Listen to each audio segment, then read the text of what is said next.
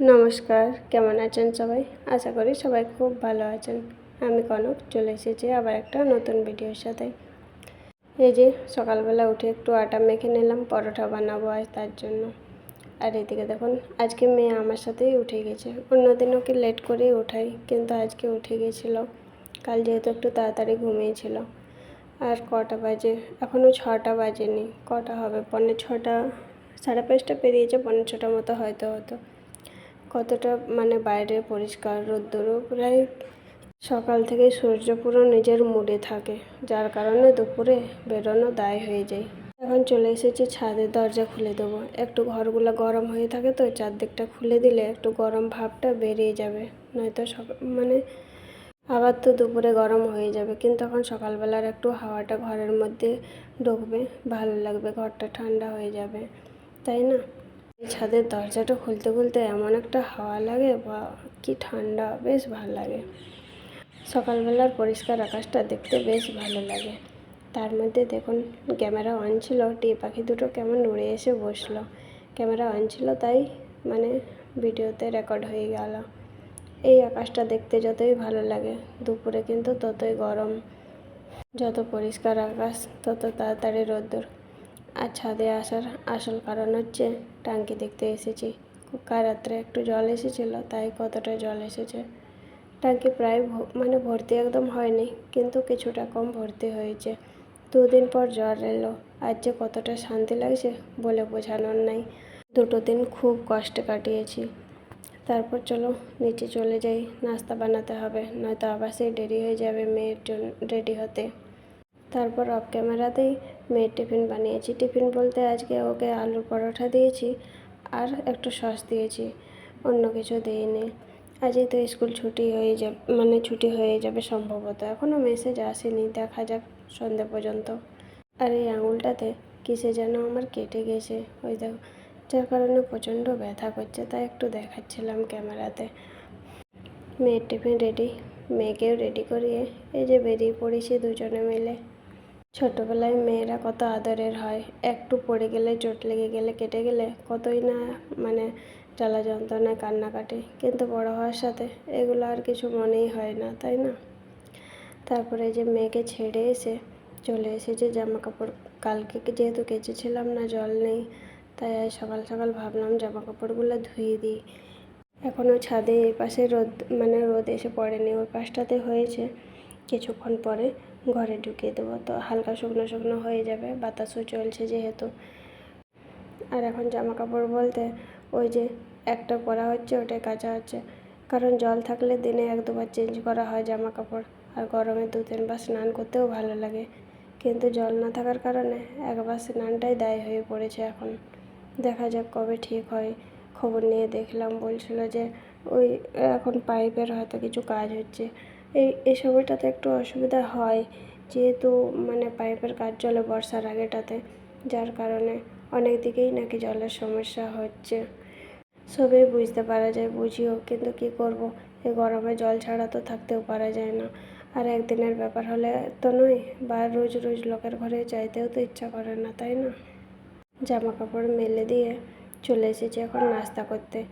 মেয়েরটা তো তখন সকালবেলা ওর জন্য 2টো বানিয়েছি, একটা নিয়ে গেছে আর একটা খেয়ে গেছে। এখন আমার জন্য আর মায়ের জন্য বানিয়ে নেব। আমার 2টো বানাবো আর মায়ের একটা বানাবো। এর মধ্যে রয়েছে আলু সিদ্ধ, ডাল সিদ্ধ, ধনেপাতা আর একটু হলুদ, লবণ, ব্যাস, আর কিছু না। শুধু ডালেরটা দিলে কি হয়, ওই যে খাবার সময় না ঝরঝর করে পড়ে, তখন আবার মেয়ে স্কুলে বলে মা কেমন সব যেন পড়ে যায় ঝরঝর করে। তাই একটা আলু দিয়ে দিয়েছি সেদ্ধ করে, তাহলে কি হবে, একটু চিটচিট হবে, ঝরে পড়বে না। আর যত রকম পরোটা বানাই আমি, এরকম কপির পরোটা বা এরকম অন্য কিছু যেগুলো পুর দেওয়া হয়, তার মধ্যে সবথেকে ভালো লাগে এই পরোটাটা। এই পরোটার একটা ভালো কী বলো তো, যে পরোটাটা বেলার সময় সাইডগুলো ফেটে বেরিয়ে যায় না। শুধু আলুর পরোটায় যেমন একটু সাইডটা কেমন যেন হয় না, আর এই ডালের পরোটায় এটা একটা বেশ ভালো। সব থেকে যত পরোটা বানাই তার মধ্যে যেন এই পরোটাটা বেলতে আমার বেশি ভালো লাগে। আর মেথি পরোটা এগুলো তো নর্মাল ওলার সাথে মেখে দেওয়া, কিন্তু যেগুলো স্টাফিং পরোটা হয় সেগুলোর মধ্যে ডালের পরোটাটাই বেশ ভালো লাগে, মানে সাইড দিয়ে বেরিয়ে যায় না। হ্যাঁ, বেলতে বেলতে মাঝখানে তো একটু ফুটো তুটো হয়, সেগুলো আলাদা, কিন্তু সাইড দিয়ে বের না হওয়ার কারণে বেশি ভালো লাগে। আলুর পরোটায় একটা ভালো হয়, আলুটা যদি আগের দিন সেদ্ধ করে ফ্রিজে রেখে দেওয়া হয় ঠান্ডা ঠান্ডা, তাহলে কিন্তু ভালো হয়। আর গরম আলুতে তো মানে সাইড দিয়ে বেরোবেই, আমার তো হবেই, জানি না আপনাদের কেমন হয়। পরোটা ভাজা তো হয়েই গেছে প্রায়, এটা ভেজে নিলেই হয়ে যাবে। তারপর তো নাস্তা করে নিয়েছি, নাস্তা করে এবার আবার সেই দুপুরের জন্য রান্না। সকাল থেকে কী রান্না করব এই চিন্তা। তারপরে দুদিন জল ছিল না, তার কারণে আরেক চিন্তা ছিল। সকালবেলা উঠে যদি একটু জল দেখতে পাই মনটাও ফ্রেশ লাগে। আর রান্না বলতে কি করব, এই গরমে যে চিচিঙ্গা কিনেছিলাম সেই চিচিঙ্গুলা দিয়ে পেঁয়াজ আর রসুন দিয়ে একটু ভাজা ভাজা করব। চিচিঙ্গা ভাজা তো আর হয় না, কেন কি এর মধ্যে যা জল বেরোয় তাতে ভাজা বলে আর কিছু হয় না, কিন্তু তবুও ওই পেঁয়াজ আর রসুন দিয়ে একটু যদি ভাজার মতো করি খেতে ভালো হয়। আর একটু ওই যে ডাল সেদ্ধ করেছিলাম তখন একটু কুমড়ো দিয়েছি, হ্যাঁ কাঁচা কুমড়ো ছিল, সেই কুমড়ো দিয়েছিলাম। ও কুমড়োও সিদ্ধ হবে, ডাল ডাল ডাল বিউলির ডাল আর হচ্ছে চিচিঙ্গা পেঁয়াজ দিয়ে রসুন দিয়ে ভাজা। আর ভাতটা আজকে পরে বসালাম, কারণ ওই যে বিউলির ডাল প্রেসার কুকার ছাড়া সেদ্ধ হয় না, এরকমই সেদ্ধ করতে গেলে 1 ঘন্টা ধরে গ্যাস পড়বে, তাই আগে ডালটা সেদ্ধ করে নামিয়ে তারপরে ভাত বসালাম। আর এদিকে রান্না বলতে এই যে চিচিঙ্গাটা প্রায় মানে হয়েই এসেছে, জল তো আর বেশি শুকোবে না যতই করি না কেন, একটু একটু জল জল থেকেই যায়, চিচিঙ্গাতে জল মানে মুছতে চায় না। আর এদিকে যে কুমড়ো সিদ্ধ পেঁয়াজ ভাজা রসুন ভাজা দিয়ে মেখেছি, আর একটু রসুন রেখেছি ডালে তেল দেওয়ার জন্য। বিউলির ডালে একটু রসুন ফোড়ন দিলে খেতে ভালো লাগে। আর এদিকে রান্না বান্না তো হয়ে গেছে, শুধু এখন ভাতের ফেনা গড়ায়নি, কারণ কুকার এখনও খুলেনি যেহেতু। ততক্ষণে এই যে গামলাতে যে থালা বাসনগুলো সকালবেলা নাস্তার জন্য হয়েছিল সেগুলো একটু রেখে দিই, কারণ এখন তো আরও থালা বাসন হয়ে যাবে।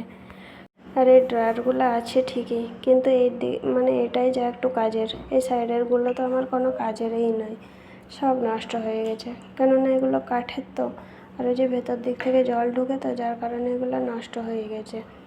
বানানোর সময় যদি ঠিক করে বানানো না হয় তাহলে এরকমই হয়, কারণ টেম্পোরারি রান্নাঘর, সামনের দিকে তো জলটা যে একটু মানে বাঁচানোর জন্য দেয়াল ছাড়া যে রান্নাঘর হবে সেটা নয়, যার কারণে ওই যে থালা বাসন ধুয়ে সাইড দিয়ে জল পড়ে ওটা ভেতর খারাপ হয়ে যায়, আগের থেকেই খারাপ হয়ে আছে।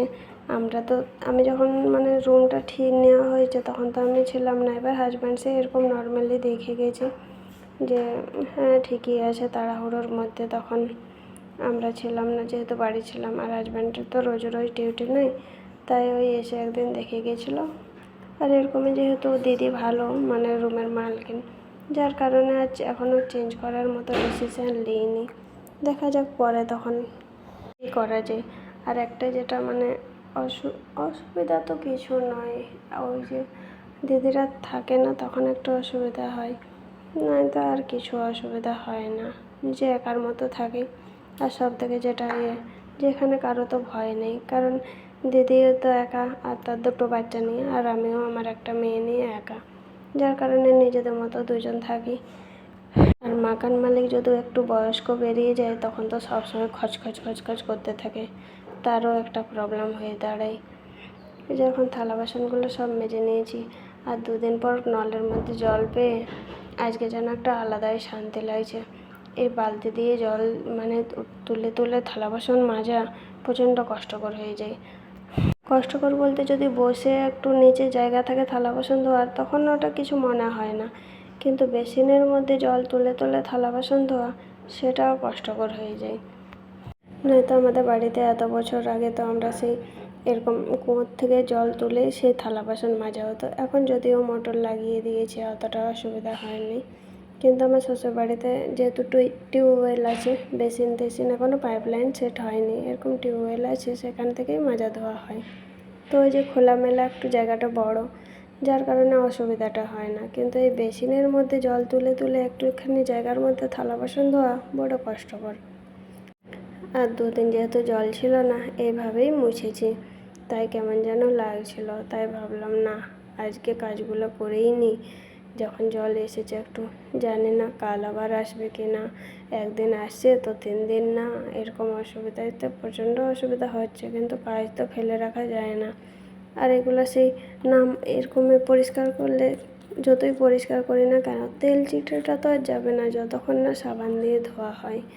আর যেহেতু জল ঢেলে ধোয়ার তো কোনো সেইভাবে সুবিধা নেই, যার কারণে রোজ এইভাবেই সাবান দিয়ে আর ন্যাকড়া করে মুছেই তুলে নিতে হয় পুরোটা।